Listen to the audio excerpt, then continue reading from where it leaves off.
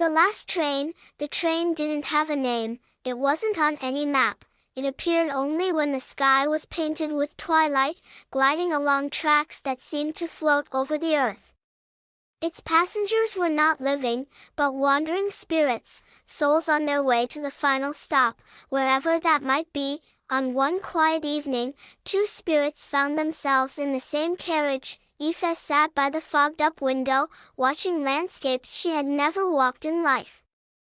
Her hair floated gently, though there was no wind. She had been drifting for decades, waiting for something she couldn't name. Obi sat across the aisle, humming softly. He had a face both kind and sorrowful, pale but luminous. His eyes held the weight of a love lost long ago. At first, they didn't speak. Ghosts, after all, carry their own silences.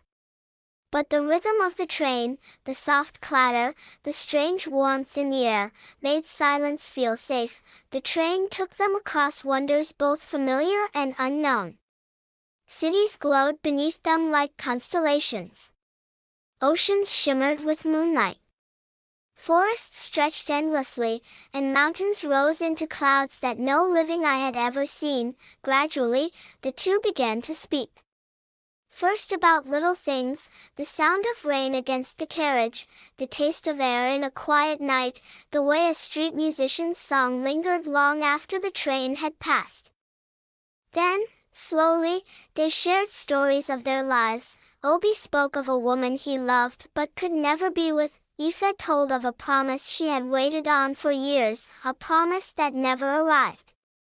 Pain lingered in both their hearts, even in death. Somewhere between the mountains and the sea, something shifted. They laughed for the first time in decades. They reached for each other's hands, not cold, not real, but warm enough.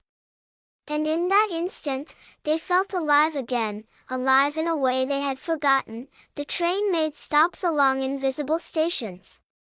A floating market where fruits glimmered like stars and merchants sold memories. A library where every book contained the unwritten stories of spirits who never had a chance to live. A garden where flowers bloomed in every language, and each petal whispered a forgotten word. Aoife and Obi explored each place together.